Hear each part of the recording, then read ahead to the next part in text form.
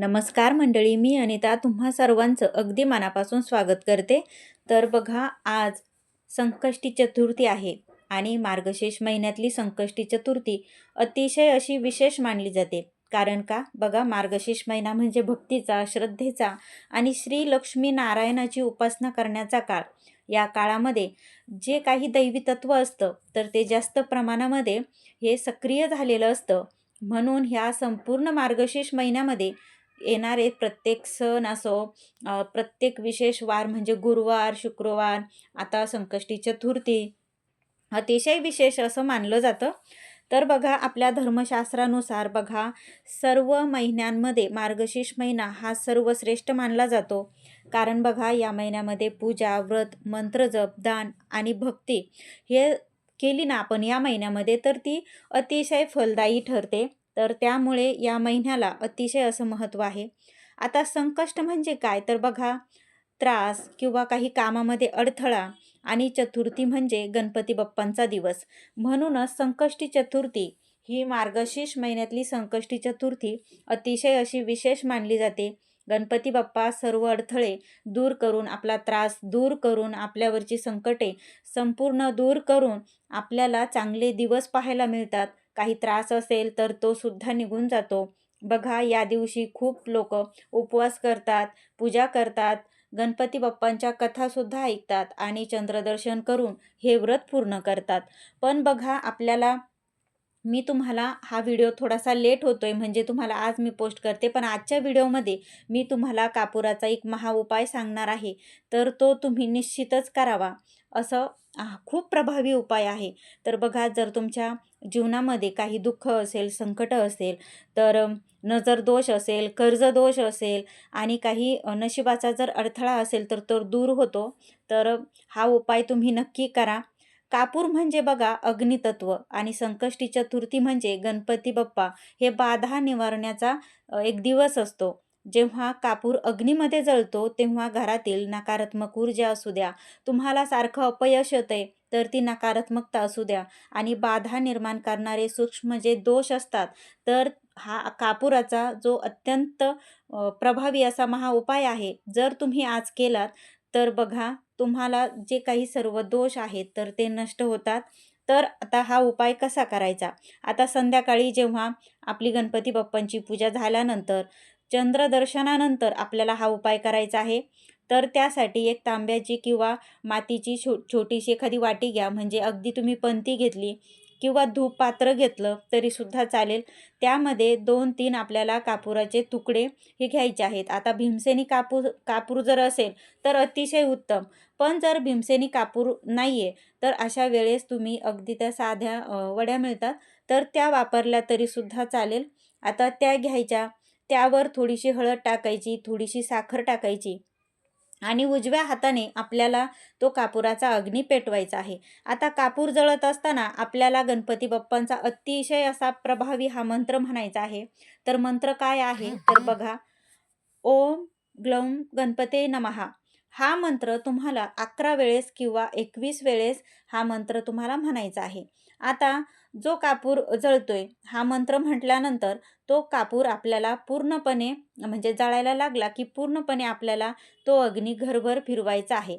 आता जसा आणि कसा फिरवायचा तर बघा, आपण जसं घड्याळाचे काटे जसे अँटी क्लॉकवाईज फिरतात, अगदी त्याप्रमाणे आपल्याला त्या दिशेने, घड्याळाच्या काटेच्या दिशेने, पूर्ण आधी सुरुवातीला त्या दिशेने आपल्याला हा कापुराचा धूर जो आहे, अग्नी आहे, तर तो आपल्याला फिरवायचा आहे. आता पहिल्यांदा अर्थातच आपण हा उपाय चंद्रदर्शनानंतर करणार आहोत, गणपती बाप्पांची पूजा झाल्यानंतर करणार आहोत. तर आपल्याला देवघरासमोर पहिल्यांदा हा कापूर पेटवायचा आहे.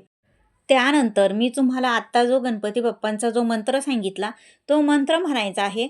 आणि आपल्याला पहिल्यांदा देवघर, त्यानंतर स्वयंपाकघर, आणि बघा जिथे तुम्ही झोपता म्हणजे तुमच्या बेडरूममध्ये सुद्धा तुम्हाला तो अग्नी फिरवायचा आहे. आणि त्यानंतर आपल्याला मुख्य दरवाजा, तिथं आपल्याला हा कापुराची जी काही धुरी आहे तर ती आपल्याला तिथे फिरवायची आहे. म्हणजे कापूर जळत असताना आपण असं अँटी क्लॉकवाईज फिरत असं मुख्य दरवाजापर्यंत आपल्याला जायचं आहे. आता त्यानंतर आपल्याला जो काही कापूर जो जळालेला आहे तर तो आपल्याला मुख्य दरवाजाच्या बाहेरच्या साईडने म्हणजे उंबरठ्याच्या बाहेरच्या साईडने आपल्याला ते ठेवायचं. तो अग्नी पूर्ण आपल्याला तो कापूर जळू द्यायचा आणि त्यानंतर जी काही त्याची थोडीशी जी काही राख बनेल तर ती आपल्याला घराच्या बाहेर किंवा बघा कुणाच्या पण ओलांडण्यात येईल किंवा पायाखाली जाईल अशा ठिकाणी टाकू नका. सरळ तुम्ही जर तुमच्या घराच्या बाहेर एखादी कुंडी असेल तर झाडाच्या मुळाशी तिथे टाकून द्या. एखाद्या झाडाखाली टाका. हे करताना आपल्याला मनामध्ये गणपती बाप्पांना प्रार्थना करायची आहे की हे गणराया माझ्या जीवनातील सर्व संकट, दोष आणि अडथळे हे दूर करा. अशी आपल्याला गणपती बाप्पांना प्रार्थना करायची आहे. आता हा उपाय केल्यामुळे आपल्याला याचे फायदे काय होतात तर बघा, घरातील नकारात्मक ऊर्जा नष्ट होते. जर तुमच्यावर खूप कर्ज झालं असेल तर कर्ज कमी होण्यास मदत होते. अडकलेली जी काही कामे आहेत म्हणजे अर्धी कामे झालीत आणि अर्धी कामे अडकलीत तर ती कामे आपली मार्गी लागतात. त्यानंतर नोकरी व्यवसायामध्ये आपली प्रगती होत असते. त्यानंतर बघा, आपल्या घरामध्ये जो काही पैसा येण्याचा जो फ्लो आहे, प्रवाह आहे तर तो वाढतो. म्हणजेच आपल्यासमोर नवनवीन पैसे कमवण्याच्या संधी ह्या उपलब्ध होत असतात. घरामध्ये शांती आणि सकारात्मकता येते. आपल्या घरामध्ये सुख समृद्धी नांदते. तर त्यामुळे बघा, आज तुम्ही हा उपाय करायला अजिबात चुकू नका. तर हा उपाय आपल्याला किती वेळा करायचा तर बघा, मार्गशीर्ष महिन्यातील संकष्टीच्या दिवशी आपण हा उपाय केल्यास अत्यंत फलदायी ठरतो. त्यानंतर दर संकष्टीला जरी तुम्ही हा उपाय केला तरी सुद्धा तो अतिशय फलदायी ठरणार आहे. किंवा बघा, तुम्ही मंगळवारी सुद्धा हा उपाय तुम्ही करू शकता.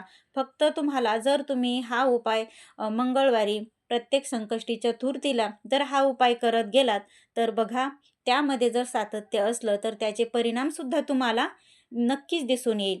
तर बघा, आता प्रत्येक उपाय हा विश्वासाने करायचा असतो. विश्वासाने केलेला उपाय, मंत्राने केलेला जप आणि भक्तीने केलेली विनंती कधीच रिकामी जात नाही.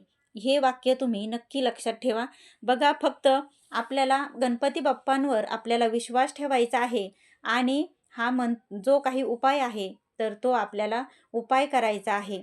तर हा उपाय नक्की करा. तर बघा मंडळी, प्रत्येक मनुष्याच्या आयुष्यामध्ये कधी ना कधी संकटे येतात. पण श्रद्धा असेल, भक्ती असेल तर बघा, गणपती बाप्पा आपल्याला या संकटातून मुक्त करत असतात. तर आपण हा उपाय नक्की करा. बंधनातून मुक्ती, अडथळ्यातून मार्ग आणि दुःखातून शांतता यासाठी संकष्टी चतुर्थीला नक्की गणपती बाप्पांची आपण सेवा करायला पाहिजे. गणपती बाप्पांचा आपण म्हणजे संकष्टी चतुर्थीचा एक आधार घ्यायला पाहिजे. तर मंगलमूर्ती मोरया, गणपती बाप्पा मोरया. तुमच्या आणि तुमच्या संपूर्ण घरावर गणपतीची कृपा अशी अखंड राहू दे, हीच गणपती बाप्पांच्या चरणी प्रार्थना करते आणि आजचा व्हिडिओ मी इथेच संपवते. जर मंडळी तुम्हाला जर ही माहिती आवडली असेल तर माहिती शेअर करा. चॅनलला सबस्क्राईब केलं नसेल तर चॅनलला सुद्धा सबस्क्राईब करा आणि व्हिडिओला तुम्ही लाईक करा. तुमच्या मित्रपरिवारामध्ये हा व्हिडिओ जास्तीत जास्त शेअर करा. भेटूया पुन्हा अशाच एका नवीन माहितीसोबत. तोपर्यंत सर्वांना श्री स्वामी समर्थ. शेवटपर्यंत तुम्ही व्हिडिओ पाहिल्याबद्दल तुमचे मनापासून धन्यवाद.